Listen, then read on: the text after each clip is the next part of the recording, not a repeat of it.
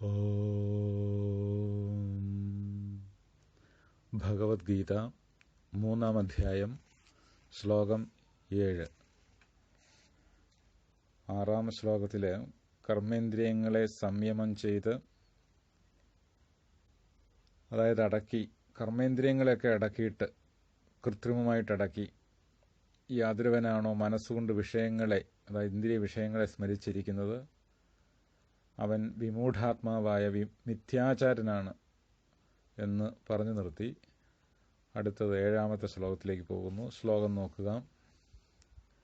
യസ്ത്വിന്ദ്രിയാണി മനസാ നിയമ്യാരഭതേർജുന കർമ്മേന്ദ്രിയൈഃ കർമ്മയോഗം അസക്തഃ സവിശിഷ്യതേ. യസ്ത്വിന്ദ്രിയാണി മനസാ നിയമ്യാരഭതേർജുന കർമ്മേന്ദ്രിയൈഃ കർമ്മയോഗമസക്തഃ സവിശിഷ്യതേ.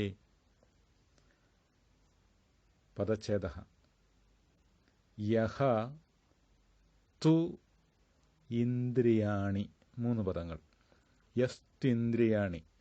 യഹ അധികം തു, യസ്തു വരും. തു കഴിഞ്ഞ ഇന്ദ്രിയാണി യുഗോയണജി ത്വിന്ദ്രിയാണി എന്ന് വരും. യഹ തു ഇന്ദ്രിയാണി മനസ്സാ നിയമ്യ ആരഭതേ അർജുന. 3 പദങ്ങൾ. നിയമ്യ ആരഭതേ അർജുന. അർജുന എന്നുള്ള സംബോധനയാണ്. ഹേ അർജുന എന്നർത്ഥം. കർമ്മേന്ദ്രിയൈഃ കർമ്മയോഗം അസക്തഃ സഹ വിശിഷ്യതേ ഇതി പദച്ഛേദഃ. ഇനി എൻ്റെ അന്വയോ അർത്ഥം നോക്കാം. ഹേ അർജുന. അർജുന എന്നുള്ളത് ആദ്യം സംബോധന ചെയ്യുന്നു. അർജുന, ഹേ അർജുന. യഹ തു. ഇപ്പം ഇവിടെ മുൻ ശ്ലോകത്തിൽ മിഥ്യാചാരൻ ആരാണെന്ന് പറഞ്ഞു. കർമ്മേന്ദ്രിയങ്ങളെ ബലപൂർവകമായിട്ട് അടക്കിയിട്ട് വിഷയങ്ങളെ സ്മരിച്ചുകൊണ്ടിരിക്കുന്നവനാണ് വിമൂഢാത്മാവായ, മോഹിതാത്മാവായിരിക്കുന്ന വിമൂഢനായ മിഥ്യാചാരനെന്ന് പറഞ്ഞു. എന്നാൽ അതിൽ നിന്ന് ഭിന്നമായി എന്തെങ്കിലും ഉണ്ടോ, ആരെങ്കിലും ഉണ്ടോ എന്നതുകൊണ്ട് അതിനെ വ്യാവർത്തിപ്പിക്കാൻ വേണ്ടി തു ശബ്ദം പ്രയോഗിക്കും. എന്നാൽ എന്നുള്ള അർത്ഥത്തിലെടുക്കണം. പക്ഷേ, അതുകൊണ്ട് തു ആദ്യം പറയാം. ഹേ അർജുന എന്ന് കഴിഞ്ഞിട്ട് തു യഹ, അല്ലെങ്കിൽ യസ്തു അങ്ങനെ പറഞ്ഞാലും കുഴപ്പമില്ല. യാതൊരുവനാകട്ടെയോ, അല്ലെങ്കിൽ എന്നാൽ യഹ യാതൊരുവനാണോ, ഇന്ദ്രിയാണി ഇന്ദ്രിയങ്ങളെ മനസ്സ നിയമ്യ ആരഭതെ മനസ്സുകൊണ്ട് നിയമനം ചെയ്തിട്ട്, നിയമ്യ നിശേഷം നിയന്ത്രിച്ചിട്ട്, അതാണ് നിയമ്യ. നിതരാം യമം ശീലിച്ചിട്ട്, നിയന്ത്രിച്ചിട്ട് നടന്നു. നിയമ്യ ലബന്ധവ്യമാണ്. മനസ്സുകൊണ്ട് നിയമനം ചെയ്ത് ആരഭതെ കർമ്മങ്ങൾ ചെയ്യുന്നത്. ആരഭതെ കർമ്മം ആരംഭിക്കുന്നത്, കർമ്മം അനുഷ്ഠിക്കുന്നതെന്നർത്ഥം.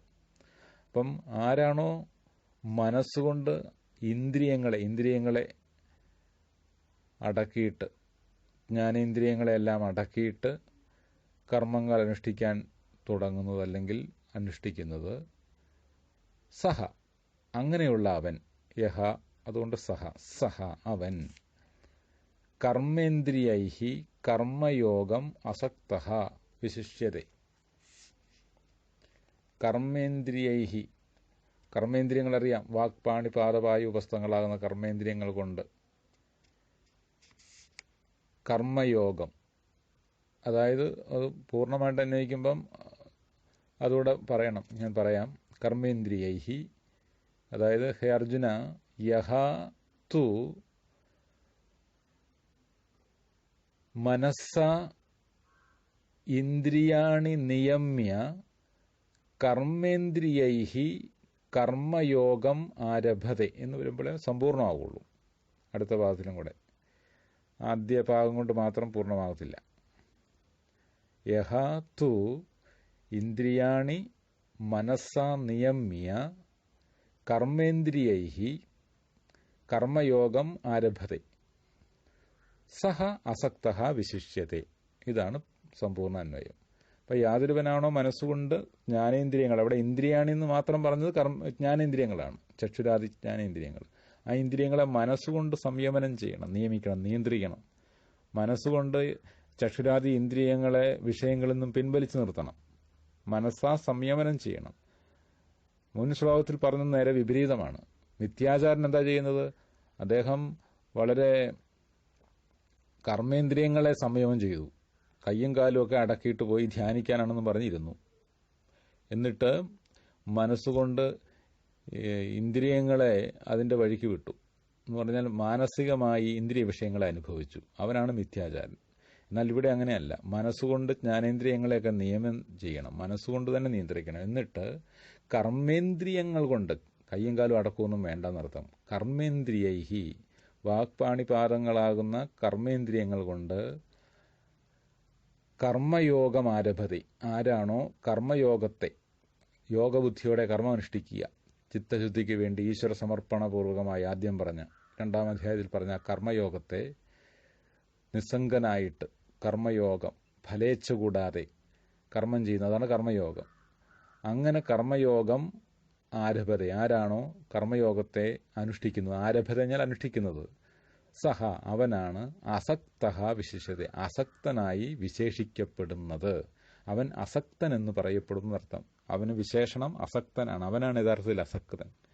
അതായത് ജ്ഞാനേന്ദ്രിയങ്ങളെ മനസ്സുകൊണ്ട് സംയമനം ചെയ്യുന്നു ആദ്യം. എന്നിട്ട് കർമ്മേന്ദ്രിയങ്ങൾ വെറുതെ വെച്ചുകൊണ്ടിരിക്കുന്നില്ല, ആ കർമ്മേന്ദ്രിയങ്ങൾ കൊണ്ട് കർമ്മയോഗം അനുഷ്ഠിക്കുന്നു.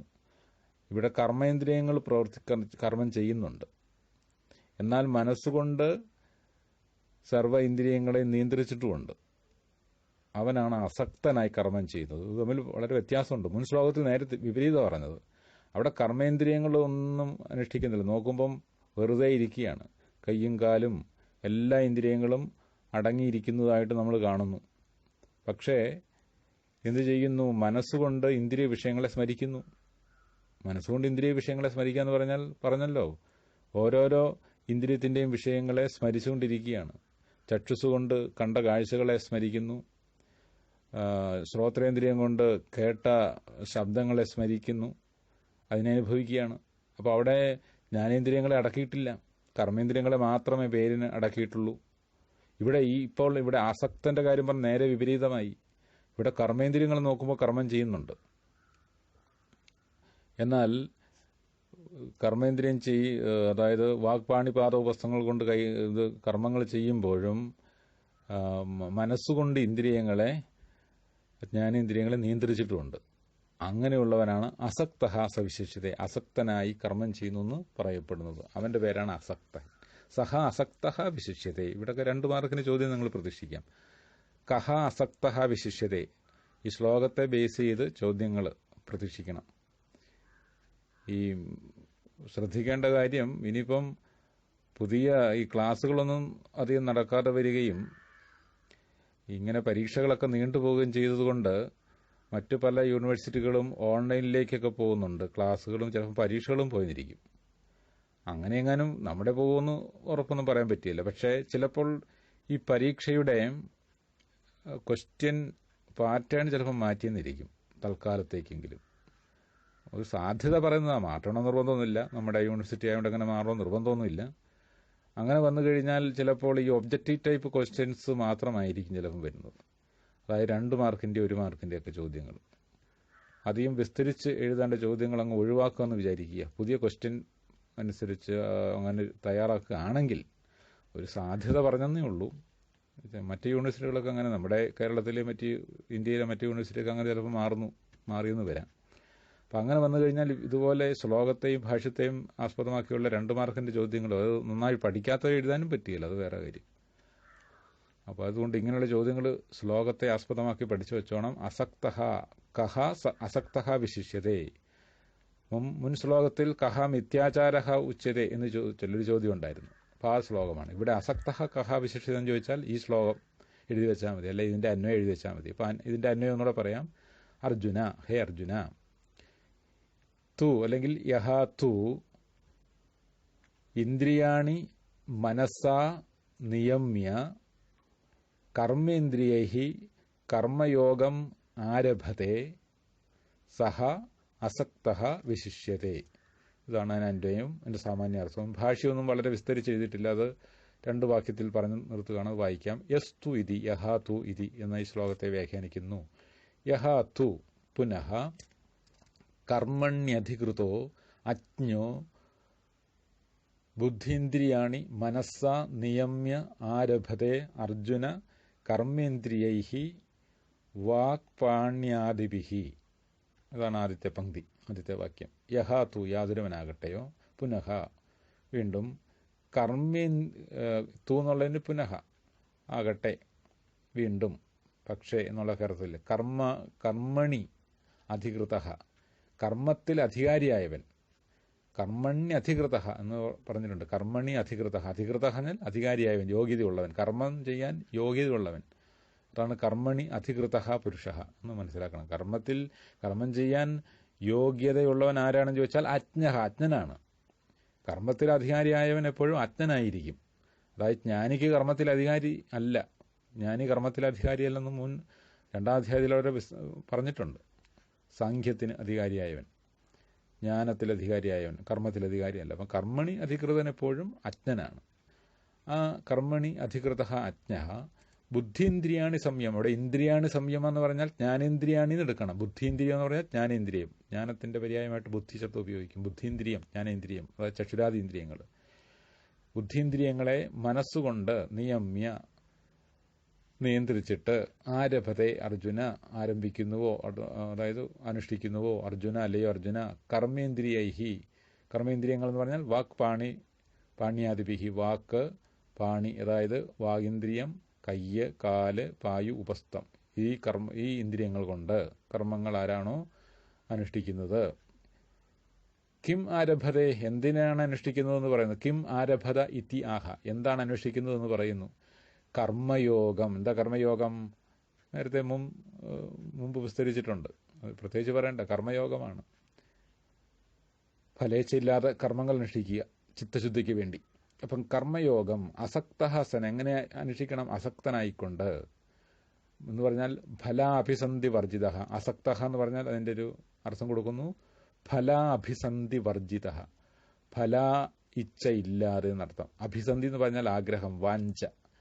ഫലാഭിസന്ധി വർജിത, ഫലാഭിസന്ധി രഹിതനായിട്ട്, വർജിച്ചിട്ട്, ഒഴിവാക്കി, ഫലത്തോടുള്ള വാഞ്ച അല്ലെങ്കിൽ ആഗ്രഹമില്ലാതെ, ഫലേച്ഛ ഇല്ലാതെ എന്നർത്ഥം. ഫലാഭിസന്ധി വർജിതനായി, കർമ്മഫലം ആഗ്രഹിക്കാതെ ആരാണോ ഇപ്രകാരം കർമ്മങ്ങൾ അനുഷ്ഠിക്കുന്നത്, സഹ വിശിഷ്യത്തെ, അവനാണ്, ആ പുരുഷനാണ് ഇപ്രകാരം വിശേഷിക്കപ്പെടുന്നത്. എങ്ങനെ? അസക്തനെന്ന് അവൻ മാത്രമാണ് വിശേഷിക്കപ്പെടുന്നത്. പറഞ്ഞാൽ അസക്തനെന്ന് വിശേഷിക്കപ്പെടാൻ അർഹതയുള്ളത് ഇപ്രകാരം കർമ്മം ചെയ്യുന്ന ഒരു പുരുഷന് മാത്രമേ ഉള്ളൂ എന്നർത്ഥം. ഇതരസ്മാത് മിഥ്യാചാരാത്, ആരിൽ നിന്നും വിശേഷിക്കപ്പെടുന്നു, വിശേഷ രൂപത്തിൽ പറയപ്പെടുന്നു. വിശിഷ്യ എന്ന് പറഞ്ഞാൽ വിശേഷ രൂപത്തിൽ പറയുന്നു, വിശിഷ്ടമായി പറയപ്പെടുന്ന അർത്ഥം. മുൻ ശ്ലോകത്തിലെ 6ാമത്തെ ശ്ലോകത്തിൽ മിഥ്യാചാരൻ ആരാണെന്ന് പറഞ്ഞു. അവിടെ പറഞ്ഞ മിഥ്യാചാരിൽ നിന്നും ഭിന്നമായി വിശേഷ രൂപത്തിൽ പറയപ്പെടുന്ന പുരുഷൻ ഇതാണ് എന്ന് പറഞ്ഞാൽ അതിൽ നിന്നും ഭിന്നനായ പുരുഷൻ ഇവനാണ് അസക്തൻ എന്ന് പറയപ്പെടുന്നത്. മുൻ ശ്ലോകത്തിൽ പറഞ്ഞവൻ അസക്തനല്ല, അവിടെ കർമ്മങ്ങളിൽ ആസക്തിയുണ്ട്. കർമ്മേന്ദ്രിയങ്ങളെ വെറുതെ അടക്കി എല്ലാവരെയും കാണിക്കാൻ വേണ്ടി കർമ്മേന്ദ്രിയങ്ങൾ അടക്കിയിട്ട് ഞാൻ കർമ്മങ്ങളൊന്നും ചെയ്യുന്നില്ല എന്ന് കാണിക്കാൻ വേണ്ടി കണ്ണു അടച്ച് ധ്യാനിച്ചിരുന്നേ ഉള്ളൂ.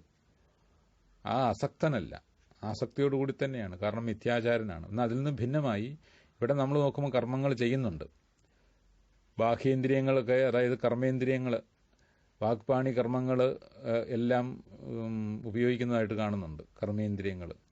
അപ്പോൾ അങ്ങനെയുള്ള ആളാണ് അസക്തൻ. അതായത് എന്നെപ്പോലുള്ളവരൊക്കെ, നിങ്ങളെപ്പോലുള്ളവരുടെ കാര്യമല്ല പറഞ്ഞു. നിങ്ങൾ ആദ്യത്തെ കൂട്ടരാണ്, മിഥ്യാചാരൻ എന്നുള്ള ഗ്രൂപ്പിൽ നിങ്ങൾ വിടും. ഇവിടെ അസക്തനായിട്ട് കർമ്മം ചെയ്യും. നോക്കൂ കർമ്മേന്ദ്രിയങ്ങൾ ചെയ്യുന്നത്. ഞങ്ങളൊക്കെ കർമ്മം ചെയ്യുന്നുണ്ട്, പഠിപ്പിക്കുന്നുണ്ട്. വാഗിന്ദ്രിയം ഉപയോഗിക്കുന്നല്ലോ, നിങ്ങളെ പഠിപ്പിക്കുന്നു. അതുപോലെ കയ്യും കാലും ഒക്കെ ഉപയോഗിച്ച് ഏതൊക്കെ കർമ്മേന്ദ്രിയങ്ങളുണ്ടോ അതൊക്കെ ഉപയോഗിച്ച് കർമ്മങ്ങൾ ചെയ്യുന്നുണ്ട്. പക്ഷേ മനസ്സുകൊണ്ട് എല്ലാത്തിനെയും നിയന്ത്രിച്ചിട്ടാണ് കർമ്മങ്ങൾ ചെയ്യുന്നത്. അതാണ് ഞാൻ പറഞ്ഞത്. നിങ്ങളങ്ങനെയല്ല, അപ്പം എന്നെപ്പോലെ വേണമെന്നർത്ഥം. കർമ്മേന്ദ്രിയൈഹി ഇതാണ് സവിശിഷ്യതേ ഇതരസ്മാത് എന്ന് പറഞ്ഞാൽ ഇതിൽ നിന്ന് ഭിന്നനായ മിഥ്യാചാരാത്, മിഥ്യാചാരിൽ നിന്ന് ഭിന്നമായിട്ടാണ് കർമ്മങ്ങൾ ചെയ്യുന്നത്. അപ്പം അങ്ങനെ അസക്തനായി അദ്ദേഹം മിഥ്യാചാരിൽ നിന്ന് ഭിന്നമായി വിശേഷിക്കപ്പെടുന്നു, വിശേഷ രൂപത്തിൽ പറയപ്പെടുന്നു എന്നർത്ഥം. ശ്ലോകം ഒന്നുകൂടെ വായിക്കാം. യസ്ത്വിന്ദ്രിയാണി മനസ നിയമ്യാരഭതേർജുന കർമ്മേന്ദ്രിയ കർമ്മയോഗം അസക്ത സവിശിഷ്യത്തെ. ഇനി അടുത്ത ശ്ലോകം. യതഃ ഏവം അതഃ, കാര്യങ്ങൾ ഇങ്ങനെയായിരിക്കുന്നു, അതുകൊണ്ട്, ഇപ്രകാരം കാര്യങ്ങളൊക്കെ ഇരിക്കുന്നത് കൊണ്ട്, ഇതാണ് സത്യം എന്നതുകൊണ്ട്. ഈ രണ്ട് ശ്ലോകങ്ങളിൽ പറഞ്ഞല്ലോ ആരാണ് മിഥ്യാചാരൻ, ആരാണ് അസക്തൻ, അതുമല്ല വ്യത്യാസം എന്താണെന്ന് പറഞ്ഞു. അതുകൊണ്ട് യതഃ ഏവം അതഃ, യാതൊന്നുകൊണ്ടാണോ ഇങ്ങനെ വന്നത്, അതുകൊണ്ട് കാര്യങ്ങൾ ഇങ്ങനെ ഇരിക്കുന്നു എന്നുണ്ടെന്ന് അർത്ഥം. അതുകൊണ്ട് എന്താണെന്നുള്ളത് അടുത്ത ശ്ലോകത്തിൽ പറഞ്ഞു. 8ാമത്തെ ശ്ലോകത്തിലേക്ക് പ്രവേശിക്കുന്നു. ശ്ലോകം നോക്കുക. നിയതം കുരു കർമ്മത്വം കർമ്മജ്യായോ ഹ്യകർമ്മണഃ ശരീരയാത്രാപി ച തേ ന പ്രസിദ്ധ്യേത കർമ്മണഃ. നിയതം കുരു കർമ്മത്വം കർമ്മജ്യായോ ഹ്യകർമ്മണഃ ശരീരയാത്രാപി ച തേ ന പ്രസിദ്ധ്യേത കർമ്മണഃ. നിയതം പദച്ഛേദമാണ്. നിയതം കുരു കർമ്മ ത്വം കർമ്മ ജ്യായഃ ഹി അകർമ്മണഃ, അതാണ് ഹ്യകർമ്മണഃ. ജ്യായഃ ഹി അകർമ്മണഃ, ഹ്യകർമ്മണഃ എന്ന് പറയും. He plus അകർമ്മണഃ, ഇക്കോയണജി. ശരീരയാത്ര അപി, അതാണ് ശരീരയാത്രാപി. ശരീരയാത്ര അപി ച തേ ന പ്രസിദ്ധ്യേത് അകർമ്മണഃ. പ്രസിദ്ധ്യേത് അകർമ്മണഃ ഇതി പദച്ഛേദഃ. ഇപ്പം 2 ശ്ലോകത്തിൽ മിഥ്യാചാരൻ ആരാണെന്നും അസക്തൻ ആരാണെന്നും പറഞ്ഞു. അതുകൊണ്ട് അല്ലയോ അർജുന, നീ എന്ത് ചെയ്യണം? കർമ്മം ചെയ്യണം. നീ അജ്ഞനാണ്, നീ കർമ്മത്തിന് അധികാരിയാണ്, കർമ്മണ്യധികൃതനായ പുരുഷനാണ് അർജുനൻ. അതുകൊണ്ടാണ് അർജുനോട് കർമ്മം ചെയ്യാൻ പോകുന്നത്. അർജുനൻ തൽക്കാലം ജ്ഞാനത്തിന് അധികാരിയല്ല. അതുകൊണ്ട് പറയുന്നു, ത്വം നിയതം കുരു കർമ്മ, അല്ലയോ അർജുന നീ ത്വം നിയതം കർമ്മ കുരു എന്ന് അന്വയിക്കണം. നിയതം കർമ്മ, നിയതമായ ശാസ്ത്രവിഹിതമായത്. നിയതം എന്ന് പറഞ്ഞാൽ നിയമേന വിധിക്കപ്പെട്ടത്, ശാസ്ത്രവിഹിതമായ, ശാസ്ത്രത്തിൽ വിധിക്കപ്പെട്ടത്. അല്ല ഏതെങ്കിലും തോന്നിയ കർമ്മങ്ങൾ ചെയ്യാനല്ല പറയുന്നത്. ശാസ്ത്രവിഹിതമായ കർമ്മമാണ് നിയതം കർമ്മ എന്ന് പറയുന്നത്. ത്വം നിയതം കർമ്മ കുരു, അല്ലയോ അർജുന നീ നിയതമായ ശാസ്ത്രോക്തമായിരിക്കുന്ന കർമ്മത്തെ നീ അനുഷ്ഠിക്കൂ, ചെയ്യൂ. കുരു, കുരുധാതുവിൻ്റെ ലോട്ട് മധ്യമേഷനം, കുരു കുരുതാത് കുരുതം ഗുരുത, നീ ചെയ്യൂ. എന്തുകൊണ്ട്? ഹി അകർമ്മണഃ എന്നുള്ളത് ഹി അവിടെ ഹേത്വർത്ഥത്തിലെടുക്കാം. എന്തുകൊണ്ടെന്നാൽ, എന്തുകൊണ്ടാണ് നീ അതുകൊണ്ട് നിയതമായ കർമ്മം ചെയ്യണമെന്ന് പറയാൻ കാരണം ഹി എന്തുകൊണ്ടെന്നാൽ അകർമ്മണഃ കർമ്മ ജ്യായഃ എന്ന് അന്വയിക്കണം. എന്തുകൊണ്ടെന്നാൽ ഹി അകർമ്മണഃ, അകർമ്മത്തേക്കാൾ എന്ന് പറഞ്ഞാൽ കർമ്മം ചെയ്യാതിരിക്കുന്നതിനേക്കാൾ, അകർമ്മം എന്ന് പറഞ്ഞാൽ കർമ്മം ചെയ്യാതിരിക്കുക, കർമ്മമില്ലാതിരിക്കുക, കർമ്മമില്ലാത്തതിനേക്കാൾ ജ്യായഃ കർമ്മ, ജ്യായഃ എന്ന് പറഞ്ഞാൽ ശ്രേഷ്ഠം, ഉത്തമം. ജ്യായഃ ജായസി ജായാംസി, കർമ്മം ചെയ്യാത്തതിനേക്കാൾ, അകർമ്മത്തേക്കാൾ കർമ്മം ശ്രേഷ്ഠമാണ്. കണ്ടോ, ഇവിടെ കർമ്മത്തിൻ്റെ മഹത്വം പറയുന്നു. കർമ്മം ചെയ്യാതിരിക്കുന്നതിനേക്കാൾ എപ്പോഴും ശ്രേഷ്ഠം നിയതമായ ശാസ്ത്രവിഹിതമായ കർമ്മം അനുഷ്ഠിക്കുന്നത് തന്നെയാണ്. അല്ലാതെ കർമ്മം ചെയ്യാതിരിക്കുന്നതല്ല ശ്രേഷ്ഠം. അതെന്താണ്? അതെന്തിനു വേണ്ടിയാണെന്ന് പറയുന്നു. ശരീരയാത്ര അപി ച തേ ന പ്രസിദ്ധ്യേത് അകർമ്മണഃ. എന്തുകൊണ്ടാണ് അകർമ്മത്തെക്കാൾ ശ്രേഷ്ഠം കർമ്മം എന്ന് പറയാൻ കാരണം? കാരണം അകർമ്മം കൊണ്ട് ഉണ്ടാകുന്നത് എന്താണ്? അകർമ്മണഃ.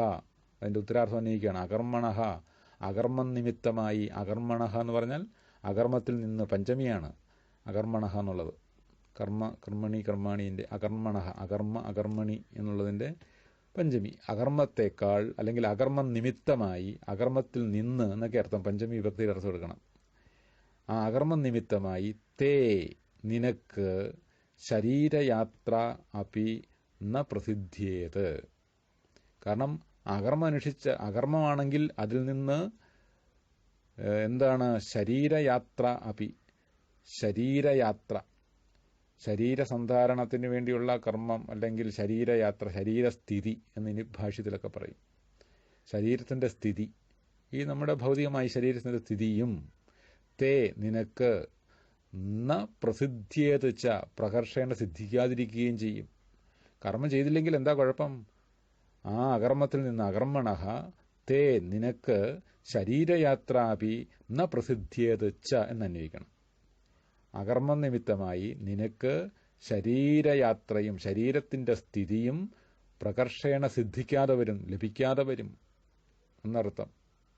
സിദ്ധിയെ ലഭിക്കത്തില്ല ചെയ്യാതിരുന്നു കഴിഞ്ഞാൽ. അകരണാത്, അതാണ്. അങ്ങനെ വരാൻ പാടില്ല. കർമ്മം ചെയ്യാതിരുന്നു കഴിഞ്ഞാൽ, ഈ ശരീരയാത്ര പറഞ്ഞാൽ, ശരീരത്തിൻ്റെ യാത്ര പറഞ്ഞാൽ മരണം വരെയുള്ള ശരീരത്തിൻ്റെ നിലനിൽപ്പിനാണ് ശരീരയാത്ര എന്ന് പറഞ്ഞത്. ഈ ശരീരം ജീവസന്ധാരണം എന്ന് വേണേൽ പറയാം. ശരീരം നിലനിർത്തണമെങ്കിൽ കർമ്മം ചെയ്യണം. അത് ചെയ്യാതിരുന്നിട്ട് ഒരു കാര്യവുമില്ല എന്നർത്ഥം. അപ്പോൾ ഇതാണ് അതിൻ്റെ സാരം. ഇനി അതിൻ്റെ ഭാഷ്യം പറയുമ്പം ബാക്കി പറയാം. ഭാഷ്യം നോക്കുക. നിയതമിതി, നിയതം നിത്യം ശാസ്ത്രോപദിഷ്ടം യോ യസ്മിൻ കർമ്മണ്യധികൃതഃ ഫലായ ച അശ്രുതം തന്നിയതം, തത് നിയതം, അതാണ് തന്നിയതം കർമ്മ തത് കുരു ത്വം ഹേ അർജുന. നിയതം എന്നുള്ളതിൻ്റെ അർത്ഥം പറയുന്നു നിത്യം ശാസ്ത്രോപദിഷ്ടം, അതാണ് നിയതം. എപ്പോഴും എന്നും ശാസ്ത്രത്താൽ ഉപദിഷ്ടമായ, ശാസ്ത്രേണ ഉപദിഷ്ടം, ശാസ്ത്രൈഹി ഉപദിഷ്ടം, ശാസ്ത്രങ്ങളാൽ ഉപദേശിക്കപ്പെട്ടത്, ശാസ്ത്രത്താൽ ഉപദേശിക്കപ്പെട്ട കർമ്മമേ നിയതം കർമ്മമുള്ളൂ, അല്ലാതെ ഏതെങ്കിലും കർമ്മമല്ല.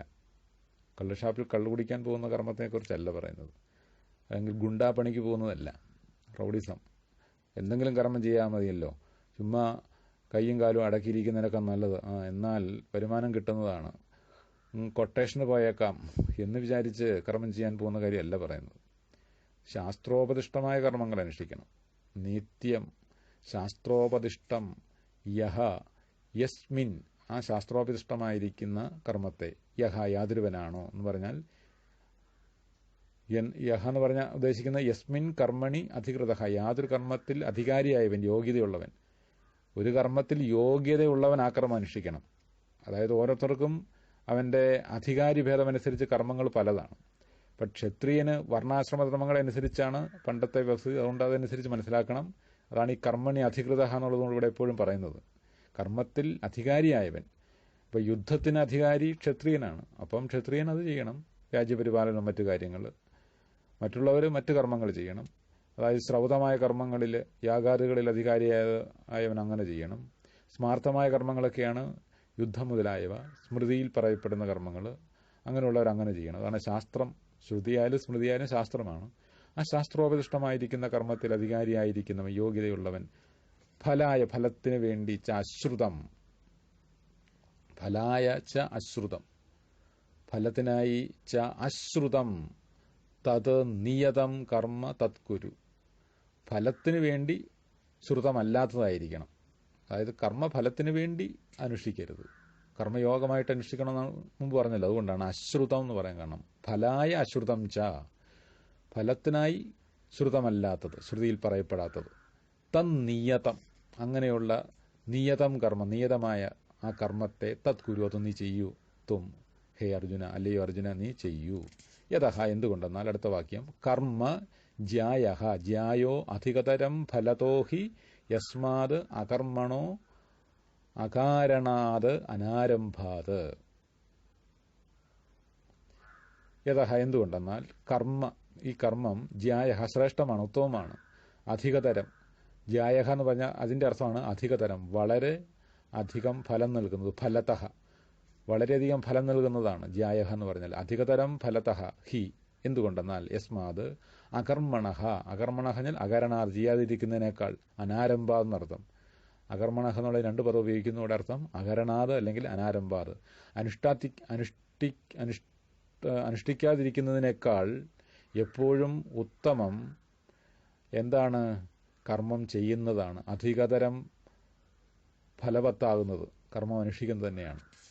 അതെങ്ങനെയാണെന്ന് പറയുന്നു അടുത്ത വാക്യത്തിൽ. കഥം ശരീരയാത്ര ശരീരസ്ഥിതി അപി ച തേ തവ ന പ്രസിദ്ധ്യേത്, പ്രസിദ്ധിം ന ഗച്ഛേത് അകർമ്മണഃ അകരണാത്. അതായത് ശരീരയാത്ര, ശരീരസ്ഥിതി, ശരീരത്തിന്റെ സ്ഥിതി, നിലനിൽപ്പ്, ഈ ദേഹത്തിന്റെ നിലനിൽപ്പ്, അതും തേ ഞ തത്ര നിനക്ക് തവ, തേ എന്ന് പറഞ്ഞാൽ തവ, ന പ്രസിദ്ധിയേത്, പ്രസിദ്ധി പറഞ്ഞാൽ പ്രസിദ്ധിം ന ഗച്ഛ, പ്രകർഷണ സിദ്ധിയെ ഗമിക്കില്ല. അതായത് കർമ്മം ചെയ്യാതിരുന്നു കഴിഞ്ഞാൽ നിന്റെ ഈ ശരീരസ്ഥിതി ഉണ്ടാകത്തില്ല, നിലനിൽക്കില്ല. അകർമ്മണഃ അകർമ്മം കൊണ്ട്, അകരണാത് അകർമ്മം കൊണ്ട് നിനക്ക് ശരീരസ്ഥിതിയെ നിനക്ക് ലഭിക്കത്തില്ല എന്നർത്ഥം. അതുകൊണ്ട് എപ്പോഴും ഈ കർമ്മം അനുഷ്ഠിക്കുന്നത് തന്നെയാണ് നല്ലത്. അതഹ ദൃഷ്ടഃ, അതോ ദൃഷ്ടഃ കർമ്മ അകർമ്മണോഹോ വിരോധോ ലോകെ. അതുകൊണ്ടാണ് ലോകത്തിൽ നമ്മുടെ ഈ ലോകത്ത് തന്നെ എന്ത് കാണാറുള്ളത്, കണ്ടിട്ടുള്ളത്, കാണുന്നത്? ദൃഷ്ടഃ കർമ്മ അകർമ്മണോഹോ വിരോധ. കർമ്മ അകർമ്മണോഹോ, കർമ്മ അകർമ്മങ്ങൾക്ക്, കർമ്മത്തിനും അകർമ്മത്തിനും തമ്മിൽ വിരോധം എന്നാണ്, വിശേഷം എന്നാണ്, വിശേഷ, വിരോധം എന്നല്ല, വിശേഷ ലോകേ ദൃഷ്ട. അതുകൊണ്ടാണ് കർമ്മത്തിനും അകർമ്മത്തിനും ലോകത്തിൽ വിശേഷം കാണുന്നത്. എന്ന് പറഞ്ഞാൽ കർമ്മത്തിൽ നിന്നും ഭിന്നമാണ്, ഭേദമാണ് അകർമ്മം. അകർമ്മത്തിൽ നിന്നും ഭിന്നമാണ്, ഭേദമുള്ളതാണ്, വിശേഷമുള്ളതാണ് കർമ്മം. എന്തുകൊണ്ട്? കർമ്മം ചെയ്യുന്നവർക്കാണ് ശരീരസ്ഥിതി ഉള്ളൂ, കർമ്മം ചെയ്യാത്തവനതില്ല. അതുകൊണ്ട് കർമ്മം എപ്പോഴും അകർമ്മത്തെക്കാൾ ശ്രേഷ്ഠമാണ്, അതിന് സംശയമൊന്നുമില്ല. പക്ഷെ അത് കർമ്മയോഗമായി അനുഷ്ഠിക്കണമെന്നുള്ളതാണ് ഗീതാശാസ്ത്രത്തിന്റെ ഉപദേശം. അതാണ് എങ്ങനെയും കർമ്മങ്ങൾ ഏതെങ്കിലും തരത്തിൽ അനുഷ്ഠിക്കുക എന്നുള്ളതല്ല. അപ്പം ഇതാണ് ഈ ശ്ലോകത്തിന്റെ താല്പര്യം. ശ്ലോകം എന്നുള്ളത് വായിക്കാം. നിയതം കുരു കർമ്മത്വം കർമ്മജ്ഞായോ ഹ്യകർമ്മണഃ ശരീരയാത്രാപി ച തേ ന പ്രസിദ്ധ്യേതകർമ്മണഃ. പ്രസിദ്ധ്യേത് അകർമ്മണഃ, അതാണ് പ്രസിദ്ധ്യേതകർമ്മണഃ. ഇനി അടുത്ത ശ്ലോകം കൂടെ എടുക്കുകയാണ്. 9-ാമത്തെ ശ്ലോകം, 3-ാം അധ്യായത്തിലെ 9-ാമത്തെ ശ്ലോകം. യച്ഛ മന്യസേ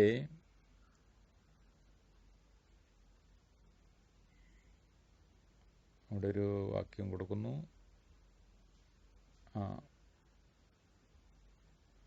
ബന്ധാർത്ഥത്വാത് കർമ്മ ന കർത്തവ്യമിതി തദപി അസത്. കഥം. അടുത്ത ശ്ലോകത്തിന്റെ ഒരു ലിങ്കാണ്, ഒരു സംബന്ധ വാക്യമാണത്.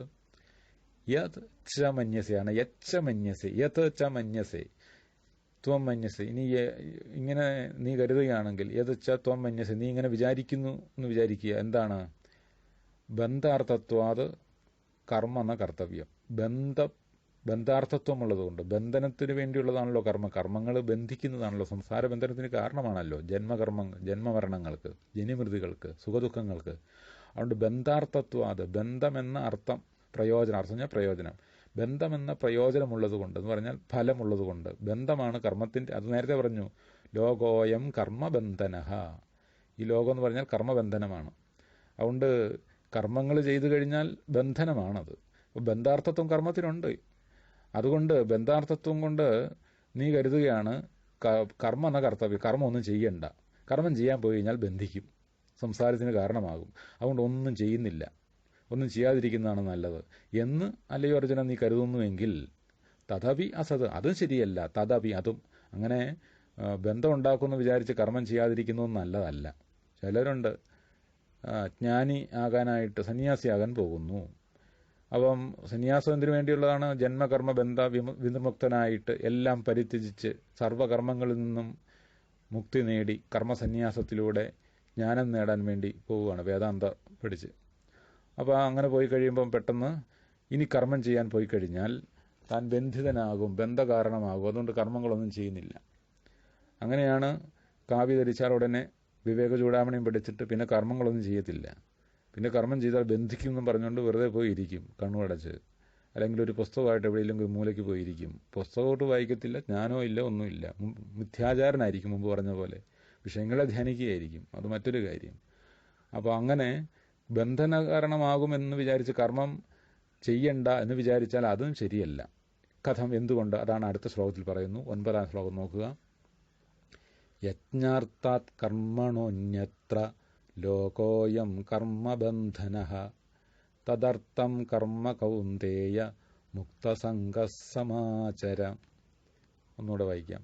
യജ്ഞാർത്ഥാത് കർമ്മണോന്യത്ര ലോകോയം കർമ്മബന്ധനഃ തദർത്ഥം കർമ്മ കൗന്ദേയ മുക്തസംഗഃ സമാചര.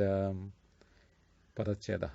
യജ്ഞാർത്ഥാത് കർമ്മണഃ അന്യത്ര ലോകഃ അയം കർമ്മബന്ധനഃ. തദർത്ഥം കർമ്മ കൗന്ദേയ മുക്തസംഗഃ സമാചര. ഇതാണ് പദച്ഛേദം. യജ്ഞാർത്ഥാത് കർമ്മണഃ അന്യത്ര ലോകഃ അയം കർമ്മബന്ധനഃ.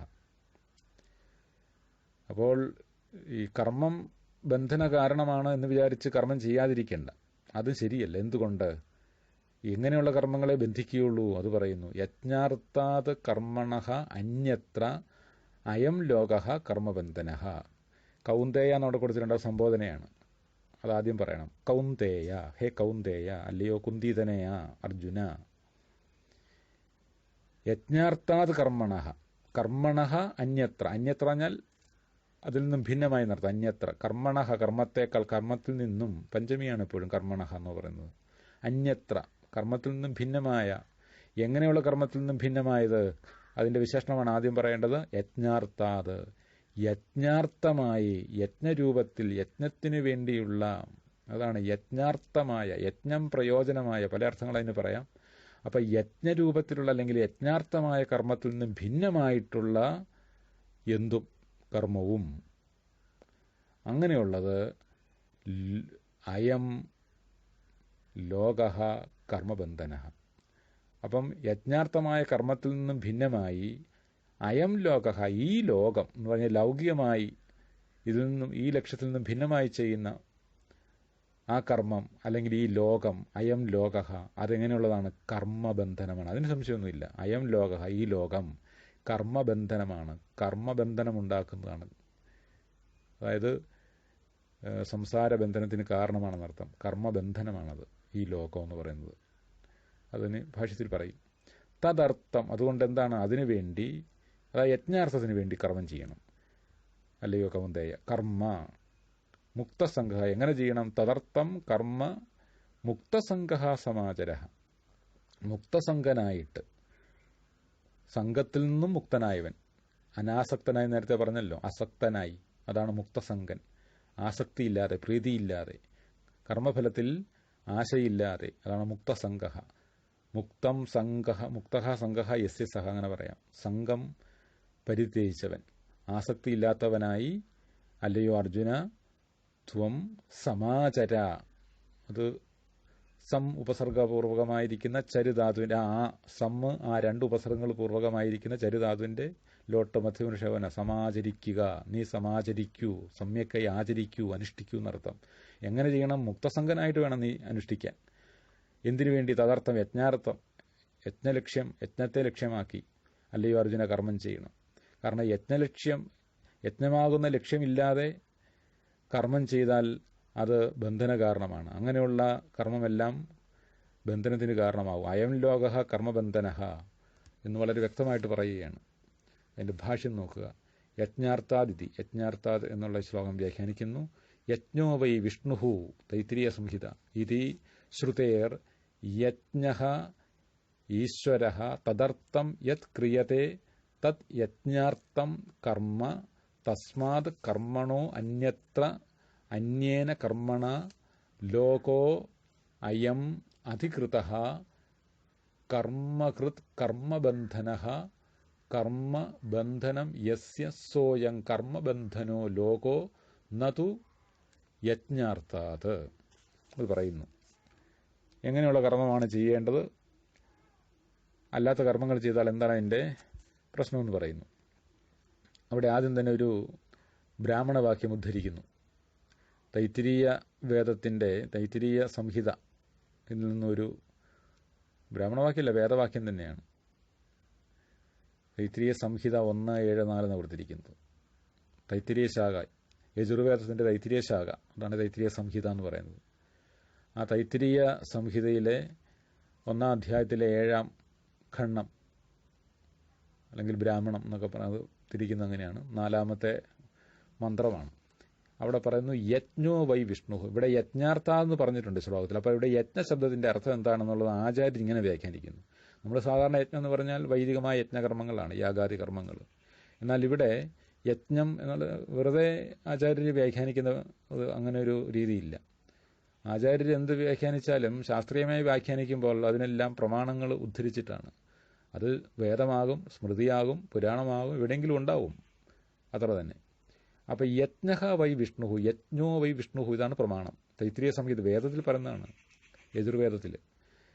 യജ്ഞം വിഷ്ണുവാണ്, യജ്ഞമാണല്ലോ വിഷ്ണു, യജ്ഞോ വൈ വിഷ്ണു എന്നാണ് പറയുന്നത്.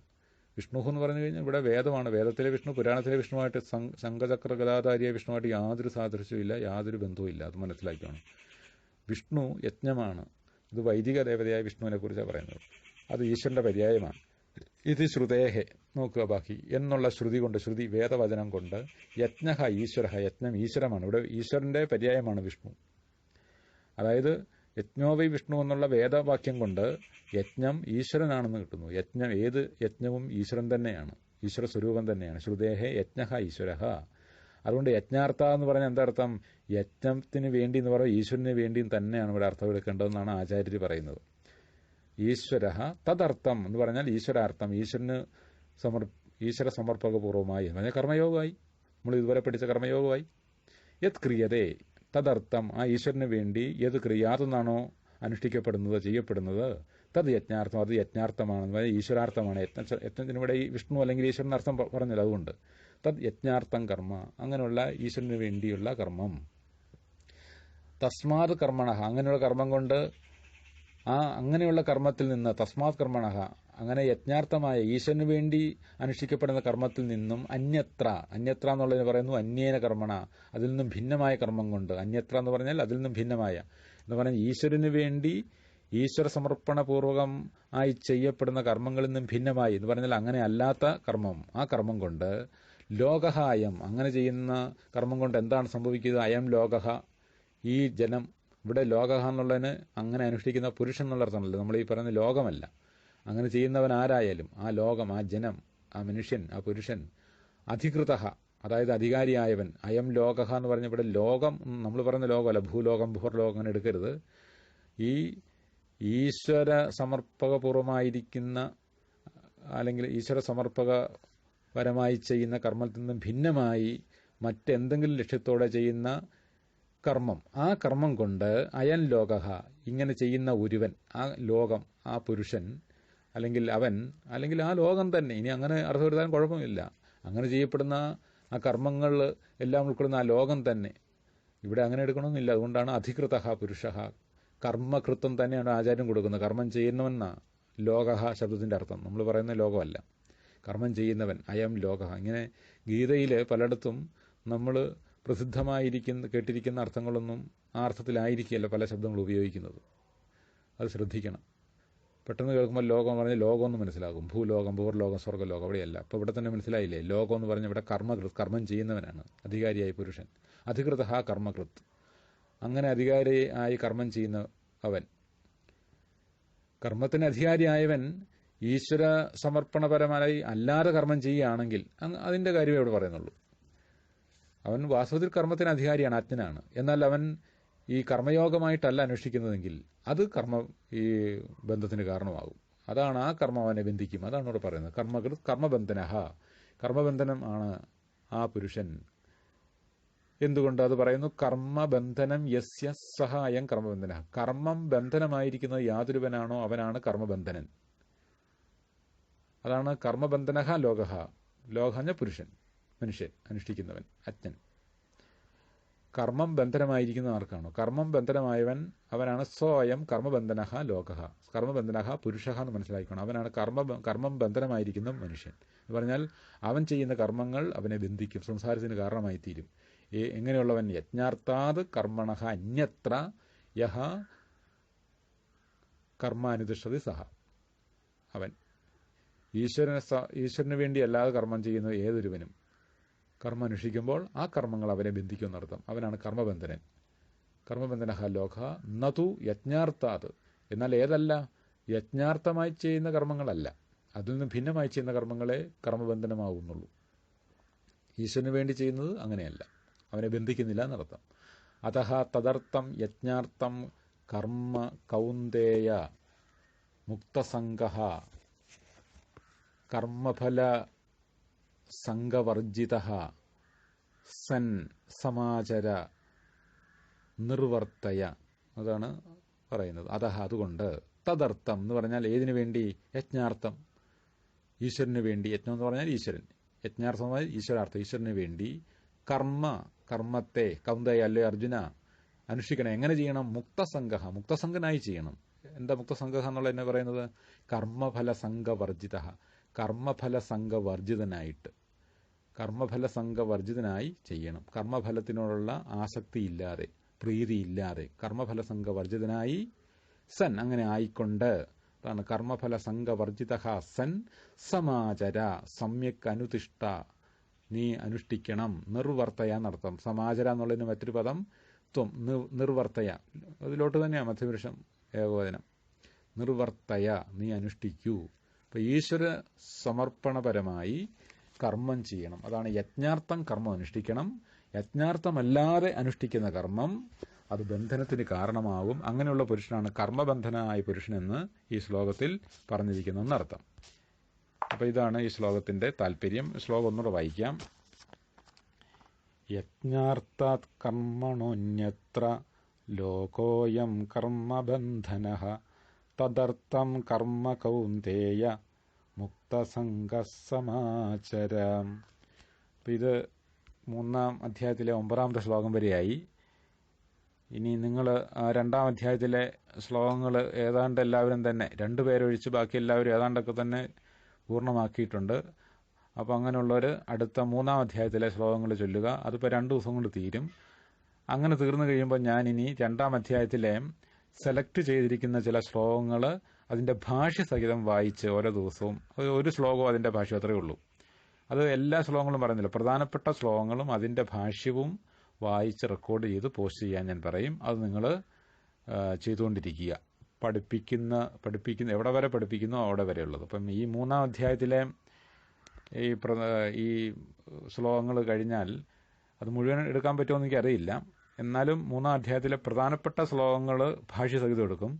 അല്ലാത്ത ശ്ലോകം മാത്രമായിട്ട് അതിൻ്റെ സാമാന്യമായ അർത്ഥം, ശ്ലോകം വായിച്ച അന്വയവും അതിൻ്റെ സാമാന്യമായ അർത്ഥവും പറഞ്ഞ് 3-ാം അധ്യായം പൂർണ്ണമാക്കണമെന്നാണ് വിചാരിക്കുന്നത്. ഏതാണെങ്കിലും സമയമുണ്ട്. കാരണം മെയ് 3 വരെ ഏതാണെങ്കിലും ഒരു തീരുമാനം ആകില്ല. അതിനുശേഷം പുതിയ ടൈം ടേബിളൊക്കെ അതിനുശേഷം വരുമെന്നാണ് അവരുടെ ഏറ്റവും ലാസ്റ്റ് നോട്ടിഫിക്കേഷനിൽ പറഞ്ഞിരിക്കുന്നത്. അപ്പോൾ അതൊക്കെ വന്നിട്ട് പിന്നീട് ഉണ്ടാകുന്ന കാര്യങ്ങൾ ഏതാണെങ്കിലും മെയ് മാസം പകുതിയോടുകൂടിയൊക്കെ ഏതാണെങ്കിലും തീരുമാനമൊക്കെ ആവുള്ളൂ. അതുകൊണ്ട് സമയമുണ്ട്. അതുകൊണ്ട് ഈ 3-ാം അധ്യായത്തിലെ കംപ്ലീറ്റ് ചെയ്യും. പ്രധാനപ്പെട്ട ശ്ലോകങ്ങൾ മുഴുവൻ ഭാഷ്യ സഹിതം എടുത്തില്ലെങ്കിലും ശ്ലോകങ്ങൾ എടുക്കും. പിന്നെ 4, 5, 6 അതിൻ്റെ ആദ്യ ഭാഗത്തെ ഏതാനും ശ്ലോകങ്ങൾ വെറുതെ ഒന്ന് അധ്യായങ്ങളെ ഒന്ന് പരിചയപ്പെടുത്തി ഇതൊന്ന് സമാപിപ്പിക്കാനാണ് ആഗ്രഹിക്കുന്നത്. അപ്പം നിങ്ങൾ അതിൻ്റെ സഹകരണം വേണം. അതിൽ സഹകരണമില്ലാത്ത 2 പേരുണ്ട്. അവർക്ക് അവരുടെ കാര്യത്തിൽ ഞാൻ ഇന്ന് തന്നെ തീരുമാനം വൈകുന്നേരം ഞാൻ എടുക്കും. എല്ലാവർക്കും നമസ്കാരം.